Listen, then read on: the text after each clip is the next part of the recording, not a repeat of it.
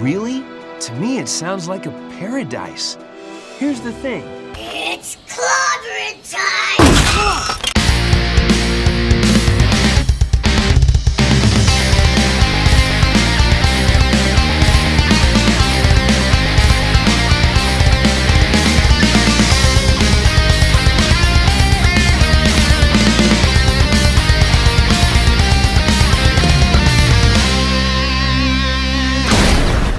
So, Fire Emblem was 35 years old now, huh?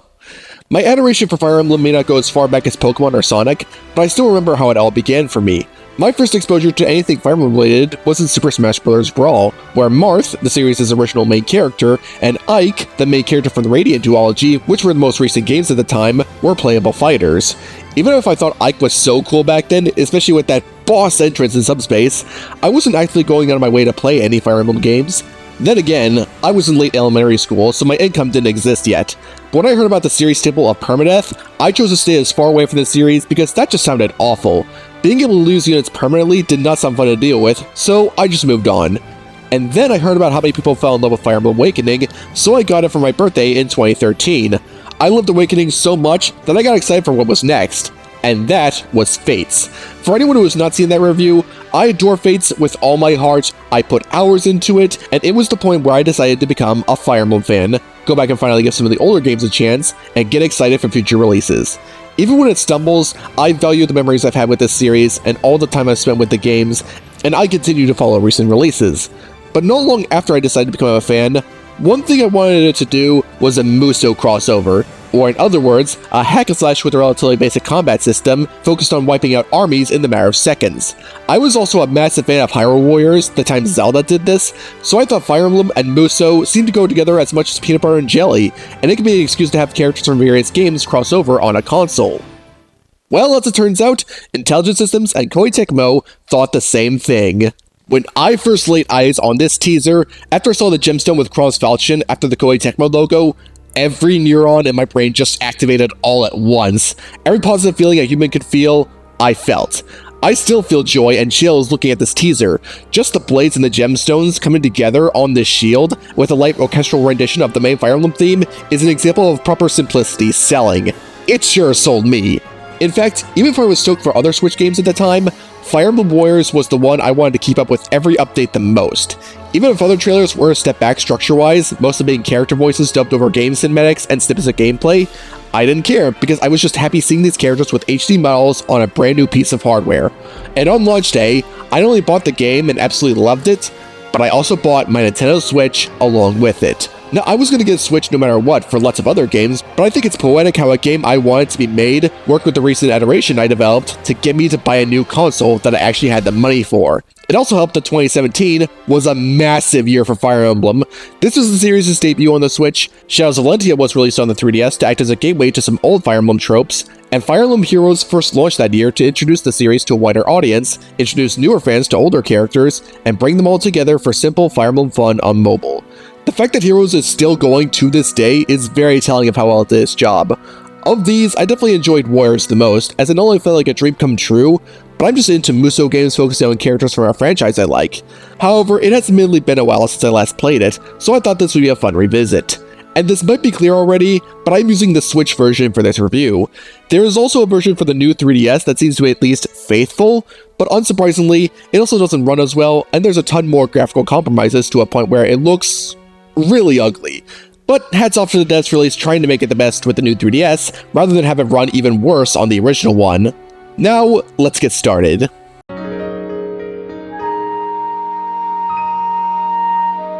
I would take a similar approach to my Fates review and give a more in-depth summary of the entire story from beginning to end, and give more personal thoughts along the way, but after writing a draft of that, I don't see the need to make the former that intricate, or do the latter, because this story doesn't have nearly as many themes and character arcs to discuss within it compared to other Fire Emblem games.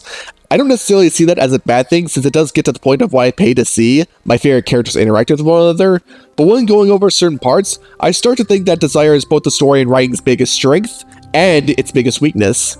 You'll see what I mean as we go on.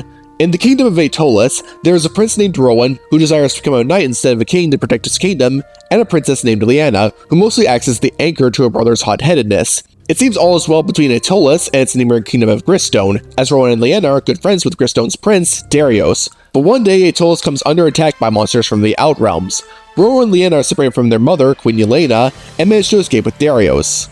With some unexpected assistance from Lucina. Yes, I know she's calling herself Marth, but it's Lucina. I think it's safe to say most people picking this game up know about Lucina taking the name Marth. Anyways, hi Crumb, hi Lissa, hi Freddy Bear. Things do get a little more complicated as the group finds an army of Gristone attacking an Aetolisian temple under the command of Valadar from Awakening, no less. But Rowan and Leanna do gain an objective, as the shield given to them can gain the power to defeat the Chaos Dragon Velazark, who is capable of tearing holes in dimensions, but only after acquiring 5 Gleamstones, only possible by forming a bond with heroes from other worlds. Lucky for us, Crom just happens to be right there, and the first Gleamstone is acquired. We take quick results. We eventually do find 3 more Gleamstones from Korin, Ryoma, and Xander by temporarily putting Hoshido and Nor's conflict on hold, and the last one is obtained by teaming up with Marth to save Darius. For some extra good news, along the way, Rowan and Leanna each get a sword capable of easily slaying Outrealm beasts that were said to be fangs of this world's divine dragon. But for some bad news, a possessed Darius steals the completed shield and manages to resurrect Velazark by using King Oscar, you know, his own father, as a sacrifice, since Queen Yelena was saved earlier. Well, sorry for the small lines you get in this game, King Ron Swanson. So the final act of this game is spent going after Velazark and getting everyone home. And that's it! Yeah, no matter how many things I can take away from how everyone is written, this story is incredibly simple to explain. It's basically Fire Emblem 101. Aetolis and the heroes Rowan and Leanna recruit are the good guys, and Gristone and Velazark are the bad guys with almost no gray in between. I say almost because they do a bit of dabbling with more like gray agendas with Darius. Being the prince of the invading kingdom and the son of its king, he knows that fighting against him will pose a heavy burden on him and will have consequences at one point. But he is willing to do so because he sees how morally reprehensible his father is being. But not only does that game not follow through on that, when Darius gets possessed by Velazark later in the story, that is almost completely dropped. And yes, I say possessed because I don't think he always intended to willingly betray Rowan and Leanna, since he changes back to his old self eventually. In fact, on this revisit, I actually noticed that when Ryoma and Takumi doubted him, he said he's loyal to Gristone, but against King Oscar, implying he wants the best for his homeland despite fighting against his army. And when he betrays the group, he says this: "But I've always been a loyal prince of Gristone. That's never changed." But you were not always loyal to your king, now were you? Seriously, that is a nice detail. I do like the direction they go with Darius, even if I wish they follow through on him crossing blades with his father. This type of thing has been done better in other Fire Emblem games, but I still like it. It's definitely better than the rest of the things this game does with its original characters and its world. Now, Rowan and Leanna. I don't hate these two, but by the end, I really feel like I only knew the basics about who these two are. Rowan's whole thing is that he admires knights and aspires to become one as well, and he will make sure you don't forget that. If not that, then he just thinks of strategies for battle that immediately and recklessly jump into action. Granted, when he's given a chance to cool his temper, he can be nice to hear out, but most of his dialogue focuses too much on getting to whatever points he wants, without much to think about, that even Darius gets annoyed with him at times. But I do find his biggest reason for that to be very interesting. Because his father, the now deceased king of Aetolis, yeah, one parent is not around, big shock, was constantly ill and needed other people to solve problems for him, Rowan got the completely wrong idea of what being a king actually is, and didn't want to follow in those footsteps exactly.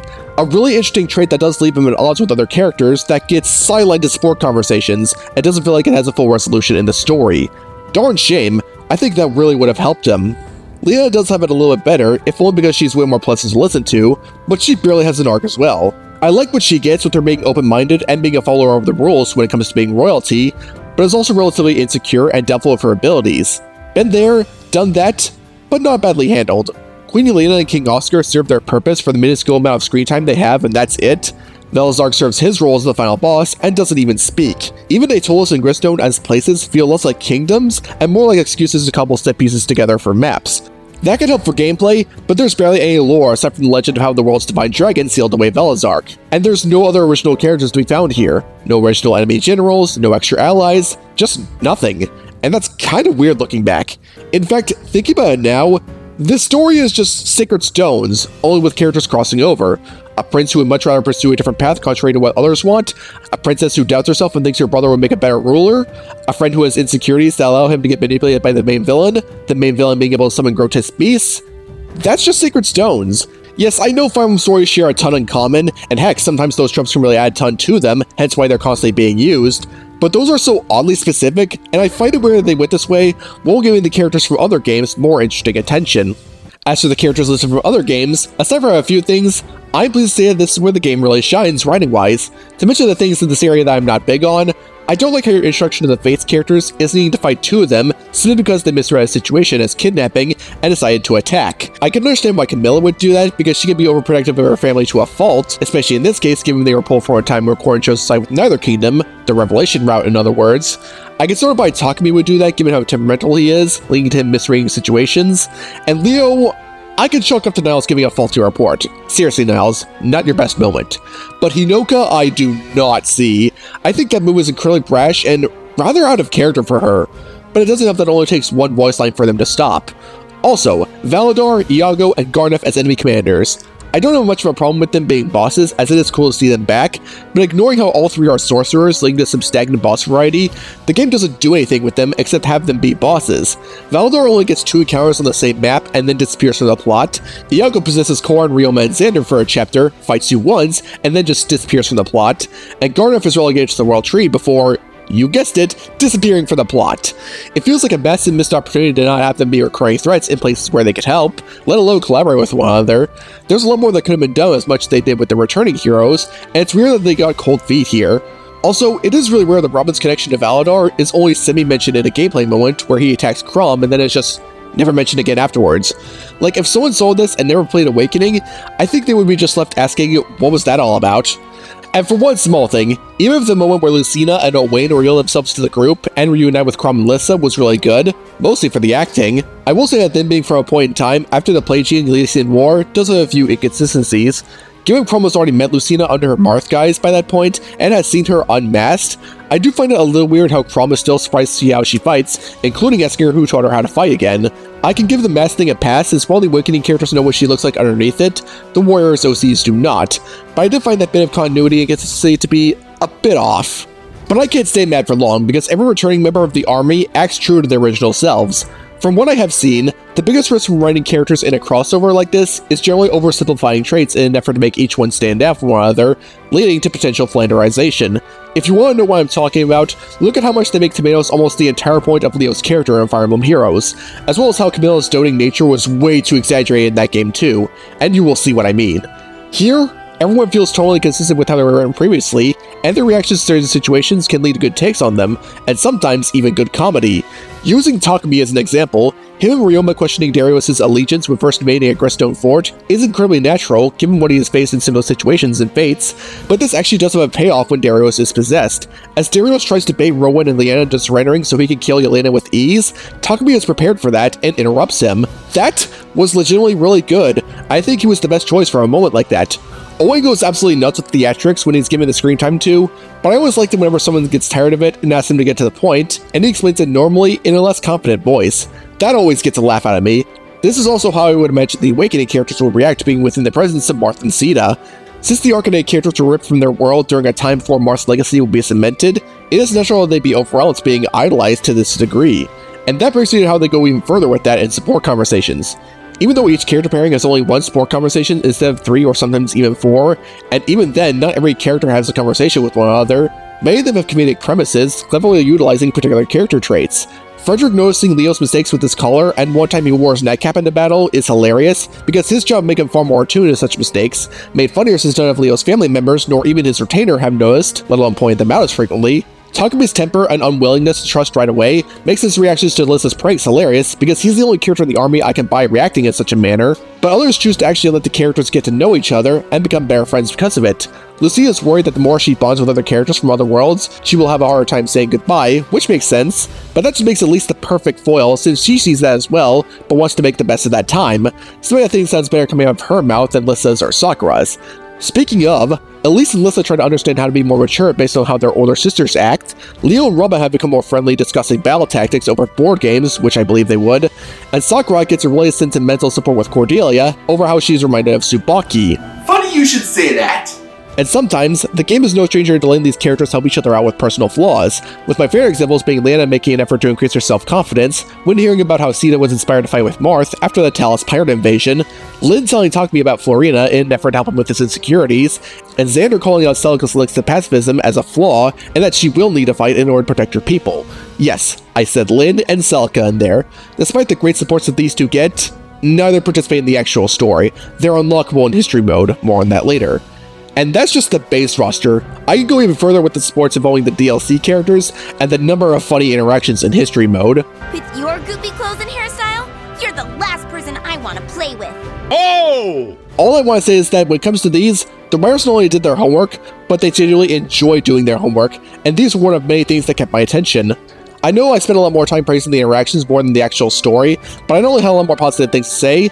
The old characters talking to one another is one of many things why I, and most of the many others, were even interested in buying the game to begin with.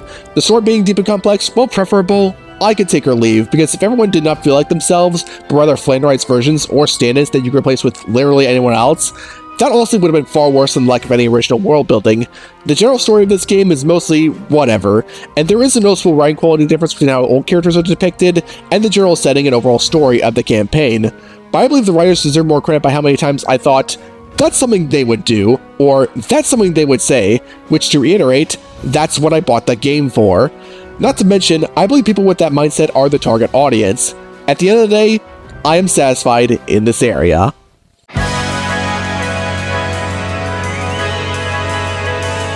When it comes to another reason I wanted to pick this game up, destroying legions of soldiers and generals with particle effect maelstroms, I'm glad the game did what it needed to do to make it look as good as it could. The animations for every character, from every attack to the specials, to even them just running around, feel very on point for each of them, even if the attacks themselves are shared between characters. I mean, come on, no way I can hate a game that has lists of running around dazedly with an axe that you can do cartwheels with an enemy latched onto the other end with. No way I can hate it when one of Marth's heavy attacks is from Smashy Rose! Believe it or not, there's more instances where that joke can be applied than you think. I also really like that for specials, they sneak in some references to some weapon the character is associated with, or some kind of moment in their source game. Like, it's cool that Takumi's main special is one of his critical hit animations from Fates, but I was shocked to see him clone himself and unleash a team attack for his Awakening special in a reference to Conquest's endgame. They gave Leo his Ice Blade for his duel special. I like that they let Frederick use a sword and a lance for one of his specials, since he naturally can in Awakening, and they did not need to make a light and a dark version of Azura special in a reference to both versions of her performance as Hortensia, but I am in awe that they did. That is commitment. But even if some attacks aren't references, it does not change the fact that so many of these look amazing, especially when they decide to do some really stylish camera work to show off how much the attack is covering.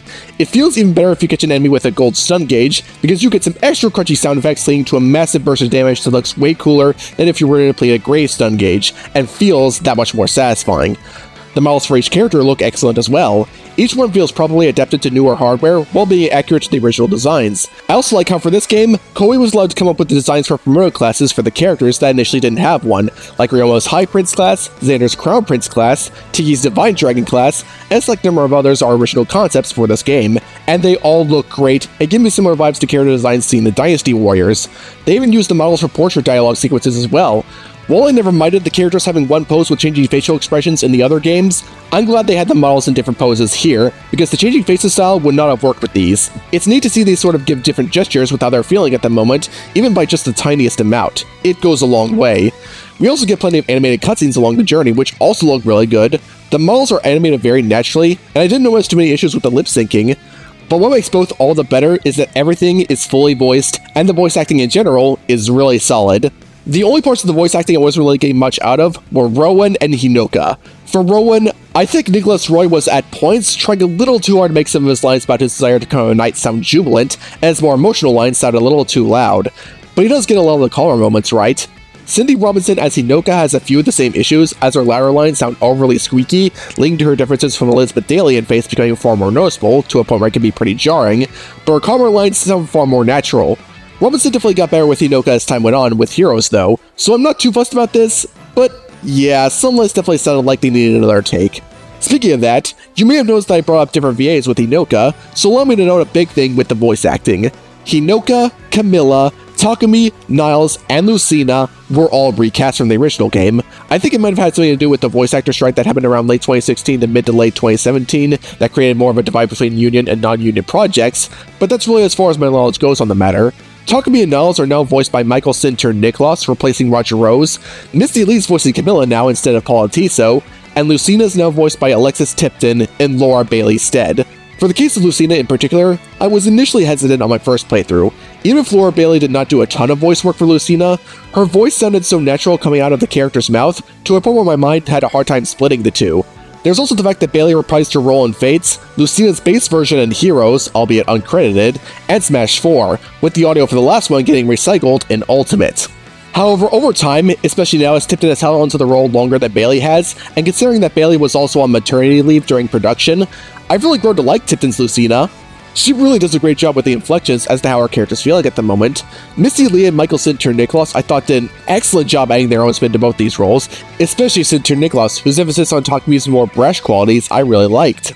The Orchidea characters I am happy to see voiced in a console game by these actors. Heck, Cindy Robinson as Minerva and Jeremy Lee as Sita were phenomenal choices. And I'm so happy that the remainder of the cast had their original VAs return.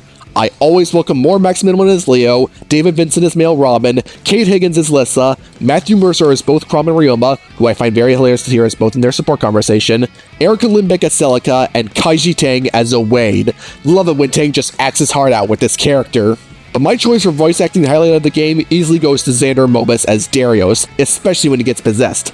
Mobus already nailed the charismatic yet serious side of Darius normally, but upon possession, he knew what kind of character he was voicing and just went all out. I can practically picture him making this face behind that mic. One of the coolest things about the voice acting choices is that they have them for dual specials, and thus have two characters interact with one another during them. Sure, sometimes you just get a generic line from them, but some pairings have their exclusive ones where both characters have more specific acknowledgements, more often than not by name.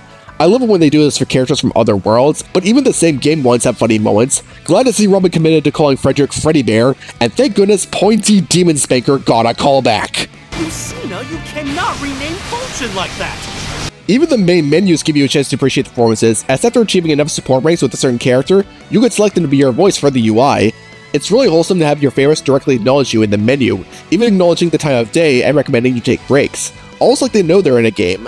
This is something they definitely didn't need to put in here, but I thank whoever got this idea. Also, yes, Owain got some of the funniest lines. Hunger beckons me this hour of the afternoon. It's time for my lunchtime technique! Immortal hunger of the ever-living sandwich!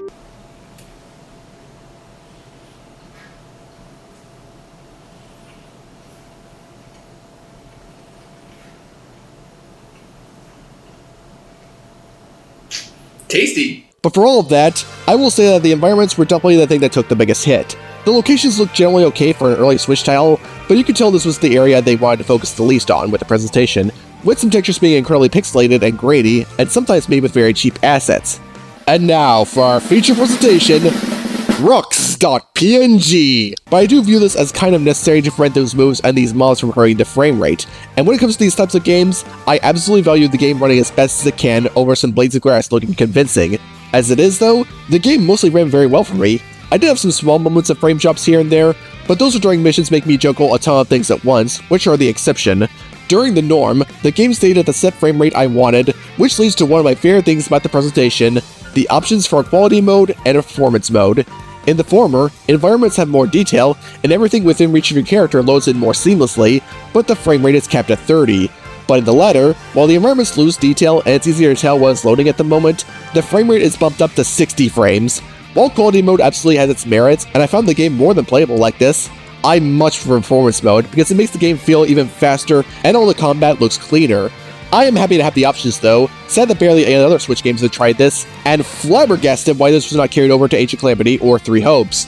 For more about the optimization, when bringing over the game to Switch 2, I'm glad that the potential for frame drops has gone down further, and not once did the game crash on me. Crashes were already super uncommon on Switch 1, but doing too much at once could overload the game, which never happened on Switch 2. Glad to see it. And in case you're wondering, I recorded the main story and the first bit of history mode content off the Switch 1, and everything else off the Switch 2. Aside from that though, the game aces what it needs to do in order to be of note with its presentation. The voice work really went a long way. I love the soundtrack, then again most of it is still with remixes, but dang Kouhai did a great job remixing them, and the way the game is animated feels on point, leading to the game feeling like a visual spectacle in the right places. It may not be a game I point to when highlighting how good Switch games can look, but you can tell the devs put in a lot of care and had a lot of fun making this.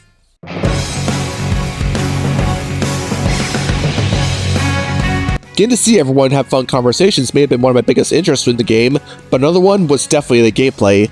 Muso titles are slightly simplified hack and slashes where any character you play as is capable of wiping out mobs within a matter of seconds, while you manage your bases on a battlefield working towards an objective, mostly defeating the main enemy general. Fire Emblem Warriors remains true to this and implements some features of Fire Emblem while it's at it. The combat in general is really easy to understand, as pressing the strong attack button at any point during your chain of light attacks will let you perform one of the character's many stronger moves that all vary in power, range, and even properties like making your character go airborne for a bit, or latching the enemy onto your weapon.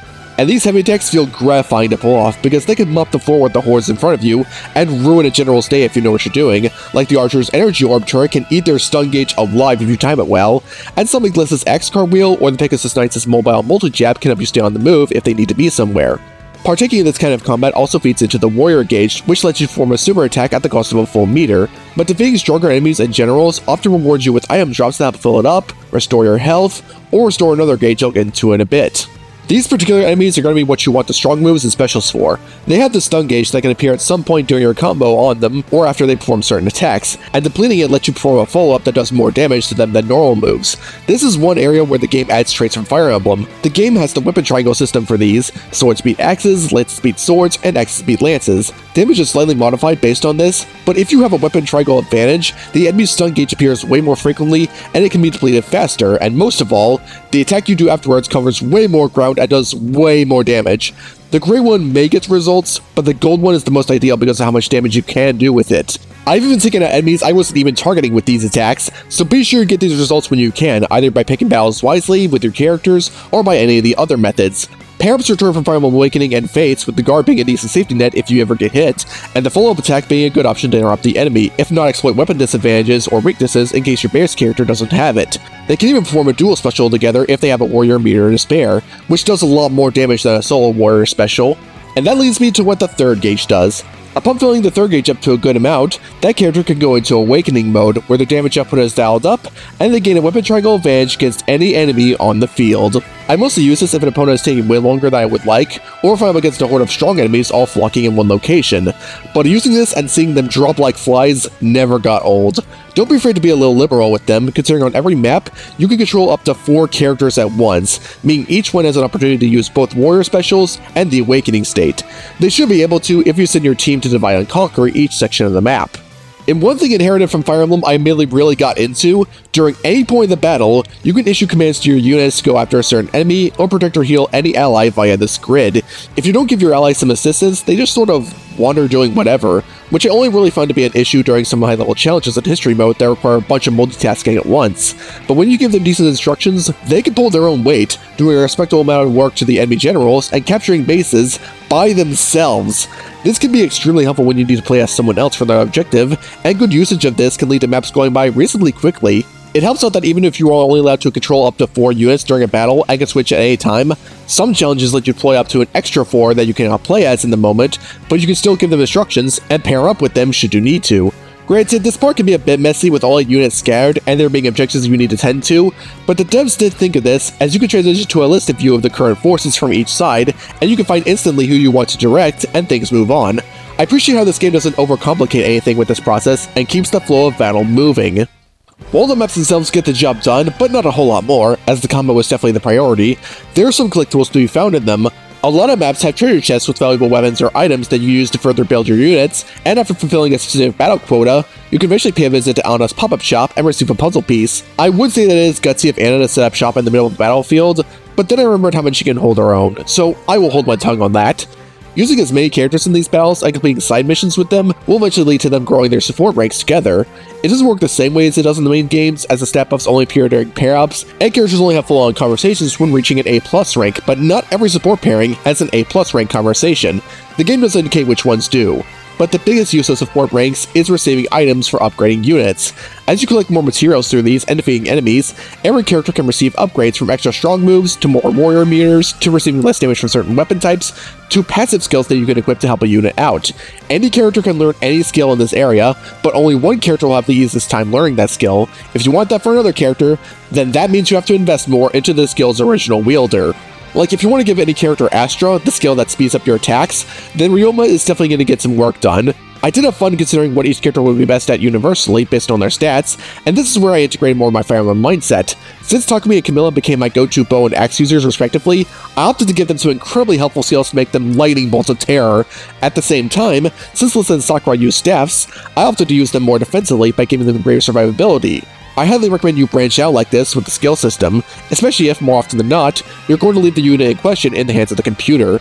Granted, getting these skills does require a lot of grinding, but because of how the game is structured, you'll be doing that anyways, and I think the game does a good job giving you leeway on how easy things can be with just how you play a hack and slash, and then ask for these passives when things are expected to get more difficult. You can also help these out with properties that you can make into weapons. As you go along, you'll be getting a lot more weapons to use from item drops that have inbuilt passive properties, like making certain moves more powerful, providing small passive healing, or giving it effectiveness against certain movement types. If you like one of those properties, but you would like to have it on a stronger weapon, you could take it to the smithy and have that property forged right into your weapon of choice. The camp also lets you freely use money to level up every unit to the level of whoever your highest one is at, but I would not recommend shooting for the top mark as soon as possible, as the amount of money for each level does increase, so you can go broke very quickly if you do that. And use resources you don't need to provide a passive blessing for the next battle, like increasing the rate or the quality of weapon and item drops. Going back to upgrades, it's also important to consider who you give Master Seals to for the later parts of the campaign. As well, you can beat it with some characters unpromoted. Considering which ones to promote ASAP is valuable for quite a few reasons. Master Seals don't work the way they do in the main games. The promoted characters can access further upgrades, and their stats do get higher, but their level does not reset, so I encourage you to use them on who you plan to use the most as soon as they are available. But there is one more detail about this. The main campaign itself only has 6 Master Seals total, while you gain access to 20 units in a single campaign playthrough, 23 counting the characters unlocked in History Mode, 32 Wing Factory, and the rest of the DLC. Yeah, you are not promoting everyone before the credits roll. There's a lot to consider when investing into these units, and I like that the game does give you that versatility. But I will say that almost all of this applies to repeating story chapters on higher difficulties, and especially History Mode. In order to get all the anime mementos, you need to play through each chapter and each history mission that has them at least twice, with the former needing to be on hard or lunatic difficulty.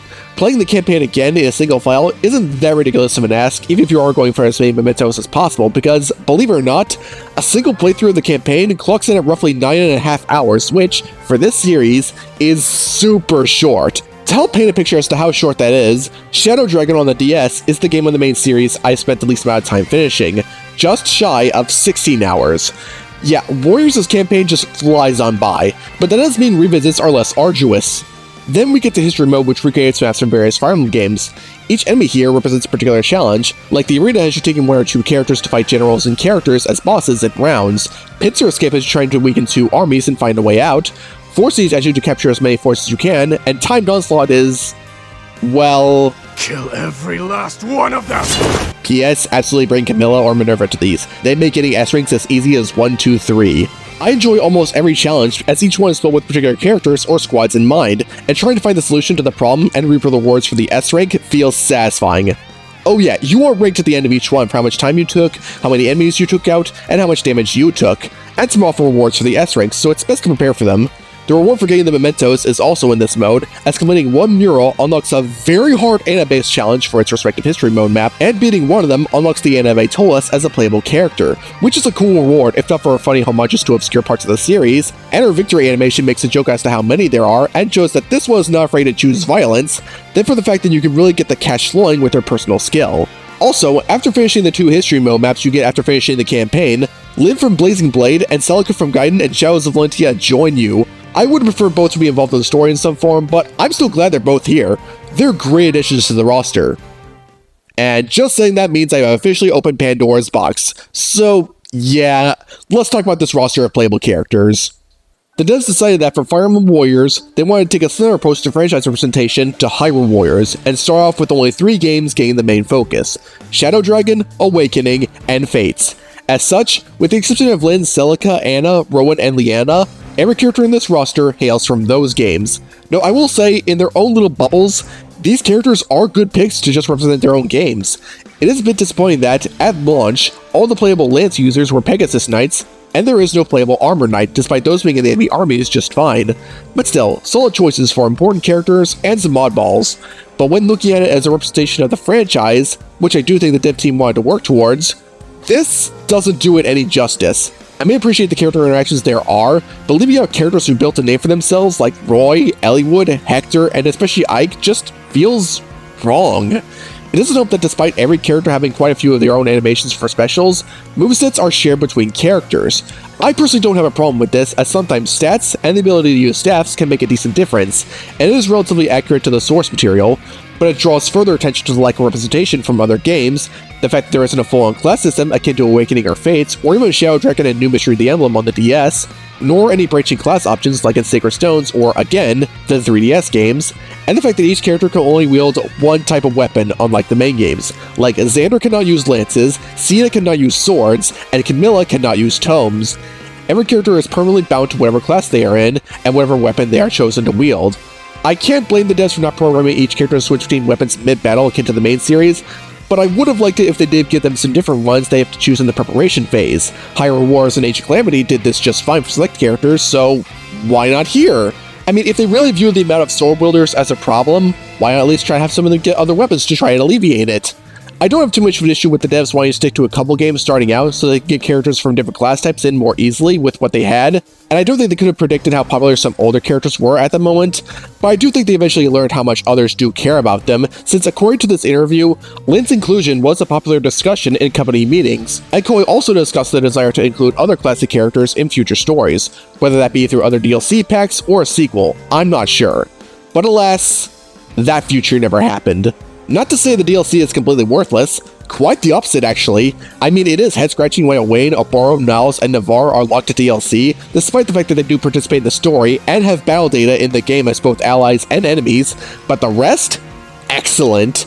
The amount of history mode maps you get is more than double the base games, and they offer some really difficult challenges and great rewards, including new personal weapons for some of the base game's characters, and the new ones are wonderful to see. More Azura is never a bad thing. Tharja actually feeling more like herself is refreshing after Heroes, and every one of them has enjoyable supports with the rest of the cast. For an extra $20, this is really not a bad deal. Though seriously, get Azura and Olivia to work together as much as you can. They can refresh each other's word gauges even when paired up. While the game does hinge on you being okay with how many characters are truly here, and maybe you might not get the best resource access on your first story playthrough, I found the gameplay loop to be immensely addicting, and the content plentiful but paced perfectly. I felt like I got the perfect amount of playtime in hour to hour and a half long sessions, and I feel like that would apply regardless if I was playing this for a video or not.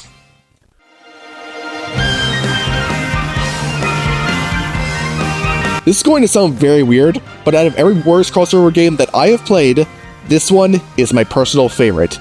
It has its issues, but not only do I have the most fun playing this one in general, it feels like the game I wanted to be made at that point in time. From the reveal until now, I still cherish the joy I felt when learning and playing this game, and replaying it on a fresh file with how much more seasoned I have become with the series made me feel like I experienced that joy all over again.